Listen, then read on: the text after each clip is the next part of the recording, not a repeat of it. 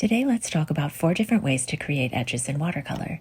For the first 2, you start by pre-wetting the paper for a wet-on-wet technique. The paper should be glistening but not have puddles. I'm going to create another strip for the second technique at the same time. Start by loading the belly of the brush with the color you plan to use. It should be wet, but not so wet that it drops water onto your paper. Then you paint in the center of the strip. Be careful not to go over the area too many times. The paint will slowly spread on its own to the edges. For the second technique, load the brush the same way, only this time paint your line on the dry piece of paper next to the wet strip. This way, one edge will stay hard and the edge that bleeds into the water will be soft. For the third technique, you paint your line onto the dry paper for a hard edge on both sides. And for the fourth technique, you do the same thing but with less water on your brush to create a more textured effect. Combine all of these to create more interesting paintings. And that's today's tip. See you tomorrow.